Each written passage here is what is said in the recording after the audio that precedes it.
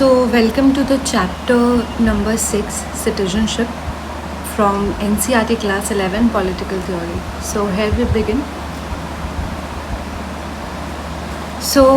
Hello everyone, welcome to the lecture on citizenship, an important concept in political theory. So, what exactly do we mean by the citizenship? In simple words, citizenship means full and equal membership of all political community or of a political community. Yani, when we become citizen of state, we are not simply people living within a particular territory. We become members of that political community, and with this membership comes certain rights, protection, identity, and responsibilities.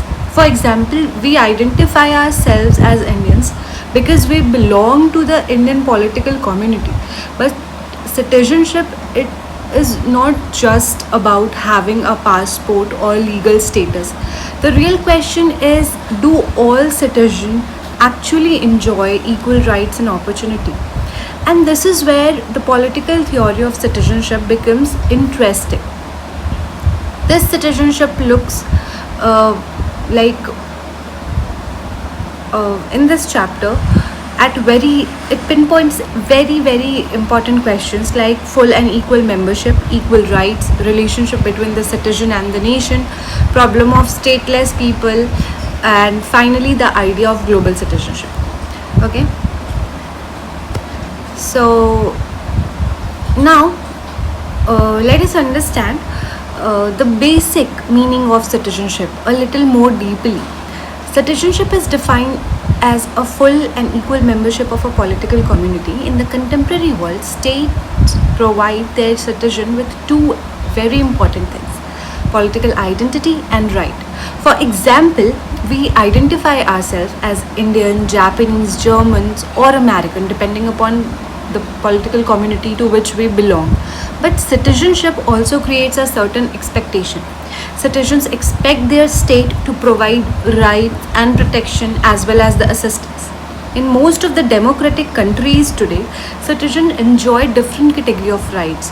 First, political rights, rights such as right to vote. Second, civil rights, which is such as freedom of speech and freedom of belief. And third is the socio-economic rights, which may include access to education or minimum standard of living. So the important point here is that citizenship equals to membership plus right plus equality plus protection. And one of the most important principle is the equality of the rights and status among the citizen. Okay, so likewise after that, now an important question arises: were these rights always available to everyone?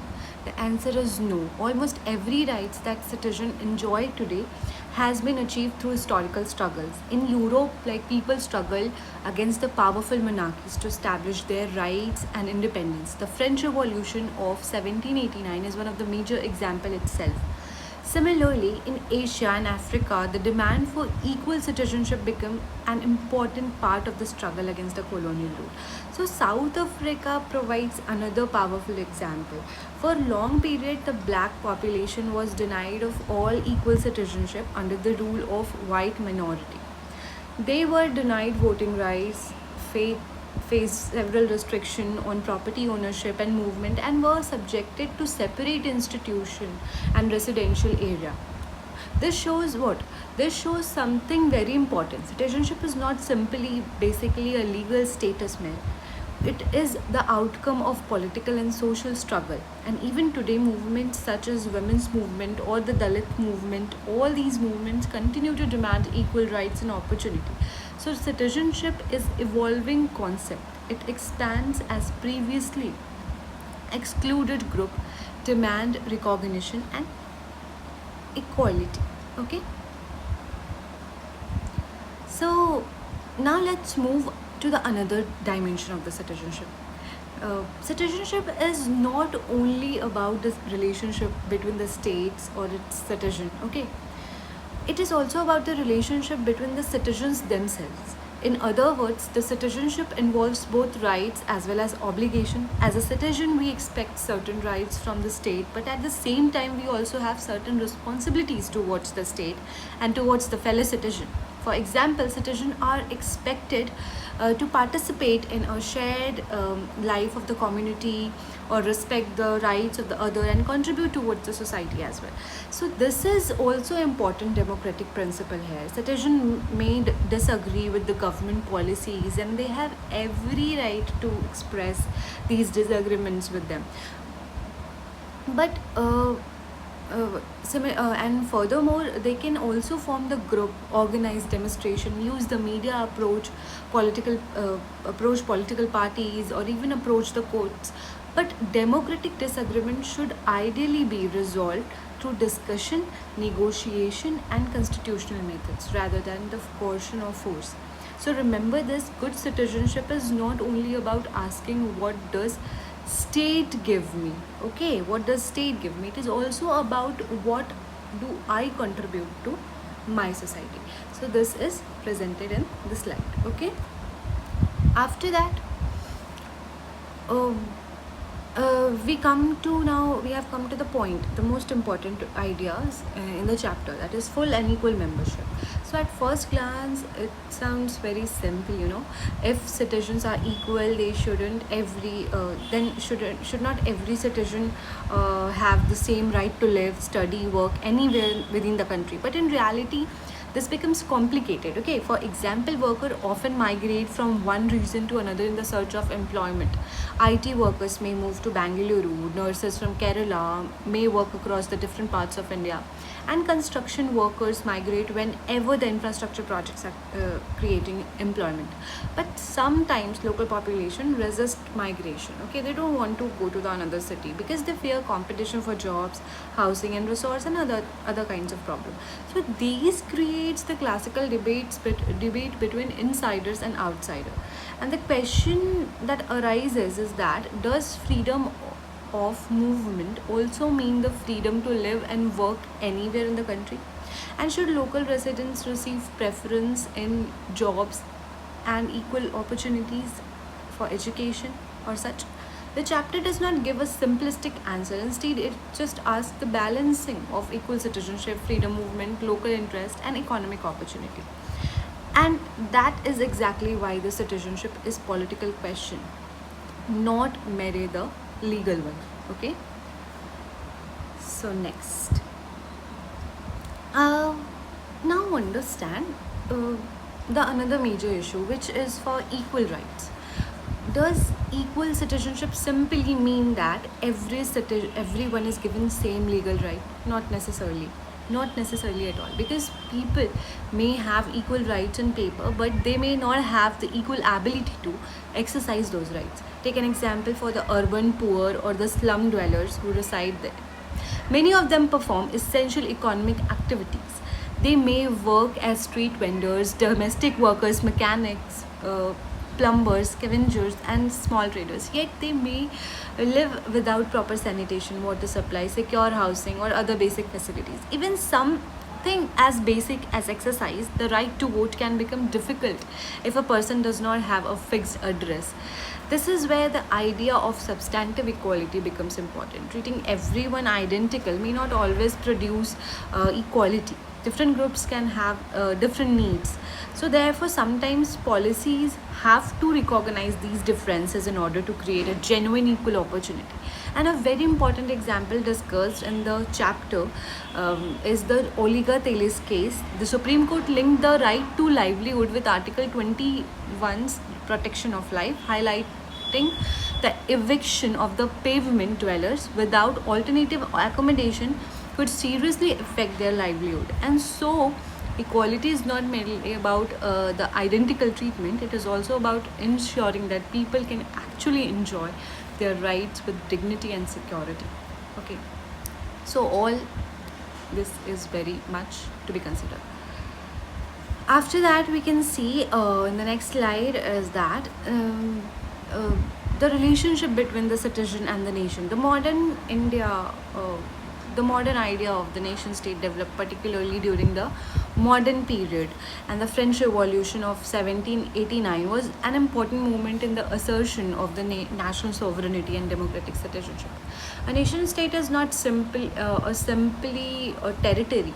It also tries to create a shared identity through things like national symbols, language, history, culture, and traditions.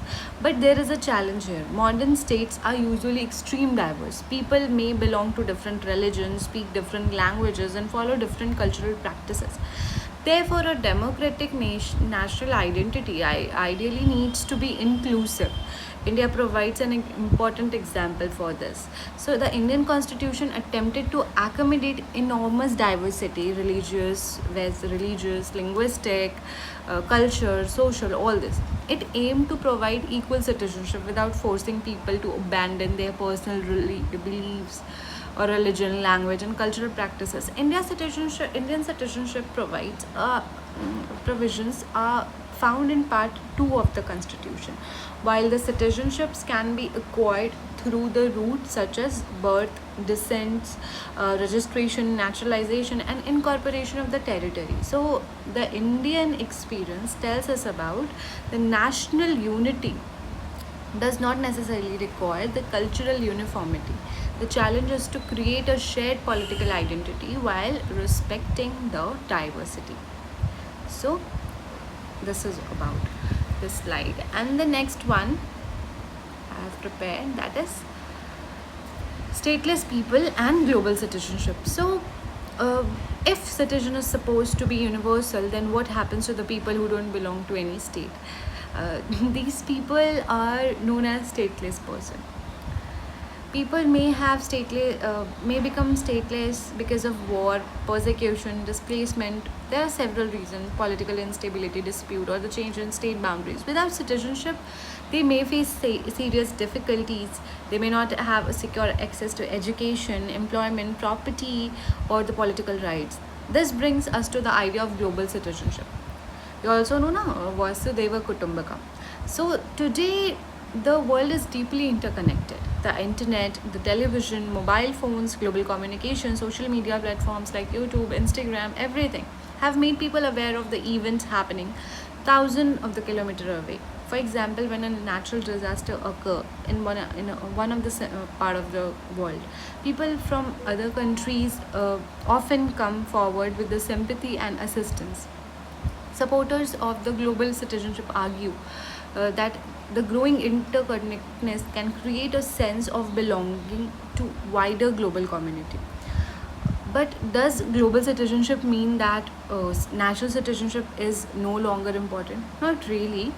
The chapter suggests that the national security, simply it suggests that national citizenship remains important. Okay, because state continues to provide the rights, protection, and political identity. However, global citizenships can supplement national citizenship by encouraging the international cooperation and respect for human rights. So this is about. And for quick revision, we'll have what? So let's quickly revise all the entire chapter. So first, citizenship means full and equal membership of the political community. Second is citizenship provides different kind of rights, that is civil, political, and socio-economic rights. Third, these rights were not simply given to people. Okay, they were achieved through the historical struggles. Okay. Fourth one is that citizenship also involves obligation, okay, towards the fellow citizen, society, and the state. Fifth is the idea of full and equal membership raises difficult question around migration, employment, and regional preferences. Sixth is what? Equal rights do not always mean identical treatment. Different groups may require different policy to achieve the genuine equality. जिसको मैंने बोला था substantive one. Okay. Seventh is citizenship is closely connected with national identity, but democratic citizenship needs to accommodate the diversity. Eighth is that existence of refugee and stateless people challenge the idea of universal citizenship. And finally, the concept of global citizenship remind us that although the national citizenship remains important, we also live an increasingly interconnected world. So if you remember just one line from this entire chapter. Just remember, citizenship is equal to right plus responsibility plus equality plus belonging plus dignity. And importantly, democratic citizenship is not a finished achievement. It is an ongoing project continuously shaped by struggle, debates, and changing social conditions. So this is the core idea of the citizenship in the Political Theory NCERT, chapter number 6, class 11. Okay, so thank you very much. Kindly like, share, and subscribe my channel for the all NCERT related content. That's all. Thank you.